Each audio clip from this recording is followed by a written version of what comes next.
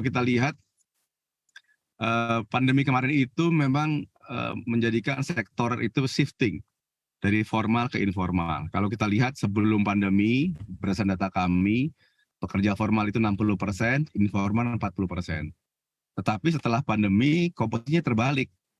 Justru formalnya menjadi 40-45%, informalnya 60-55%. Jadi antara itulah kira-kira range-nya. Nah ini yang kita lihat, memang satu karena pandemi, tapi kalau kita juga, ini juga karena behavior juga. Rekan-rekan kita yang muda-muda ini, mereka itu lebih senang bekerja secara fleksibel, nggak terikat kontrak, atau biasa disebut gig workers ya. Itu cenderung masuk ke sektor informal akhirnya. Demikian, Aneka. Baik, apakah ada efek yang signifikan bagi jumlah kepesertaan BP Jam Sostek dengan adanya peralihan ini? Kalau dari pesertaan, tidak ada, tetapi dari challenge yang pasti. Karena bagi kami, untuk menjangkau pekerja informal itu, challenge-nya tidak lebih mudah dibanding formal. Kalau formal, ada perusahaan pemberi kerja, ada kontrak kerjanya, sehingga kita bisa bersama-sama dengan perusahaan, memastikan mereka terlindungi. Tapi kalau pekerja informal, ini memang betul-betul harus sama-sama kita dorong, kita edukasi, agar mereka secara sadar melindungi dirinya dengan jaminan sosial tenaga kerja. Nah ini yang kita lihat. Kalau pesertaan tidak ada pengaruhnya, tapi tadi itu, dalam konteks kita menjangkau mereka ke depan, itu harus lebih intens lagi. Baik, untuk transparansi sendiri seperti apa Pak? Apakah ini juga menjadi tantangan bagi pekerja informal? Transparansi apanya? Transparansinya? Transparansi Mengenai apa? upah dan juga transparansi pekerjaannya sendiri.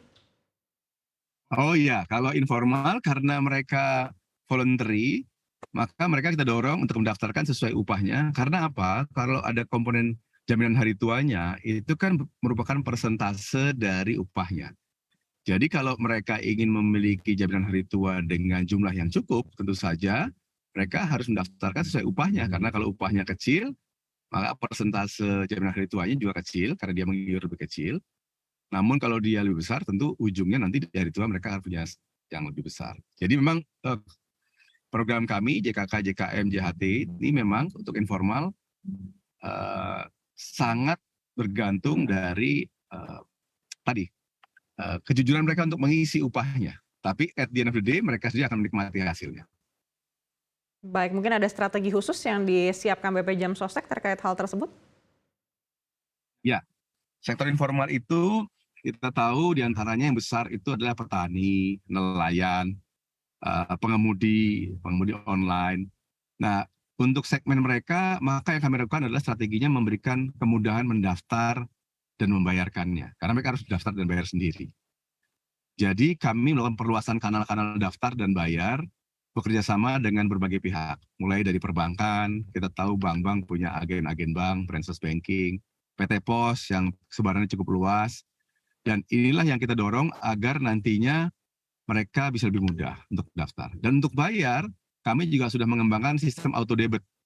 Sehingga mereka nggak harus datang ke outlet-outlet apapun, bisa auto debit. Ini juga mendorong mereka untuk memiliki rekening bank, karena itu bagian dari inklusi keuangan juga ya. Lalu berkolaborasi juga dengan fintech. Jadi kita kolaborasi dengan fintech, e-commerce, untuk apa? Untuk memudahkan mereka membayar dengan uang elektronik yang ada di fintech dan e-commerce. Itu salah satunya. Yang kedua itu ya. Yang ketiga tentu saja kita punya keagenan sendiri. Kita sebutnya perisai. Inilah keagenan yang kita miliki.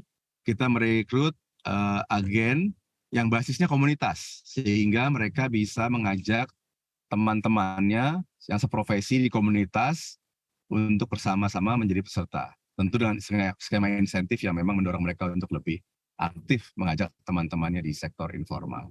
Kira-kira 3 strategi itu yang kita gunakan untuk menggarap atau mengajak mereka menjadi peserta BP Jam Sostek.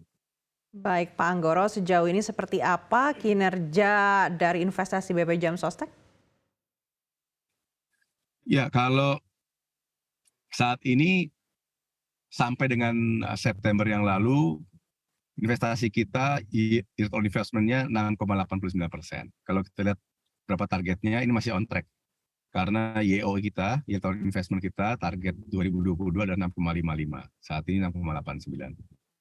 Melihat perkembangan ekonomi yang terkini, kami merasa bahwa kami optimis untuk bisa sesuai dengan target, bahkan saat ini sudah yield on investment kita di tahun ini per posisi September mencapai 6,8%. Kalau dilihat apakah masih on track, ini masih on track karena target kami ada di 6,55%.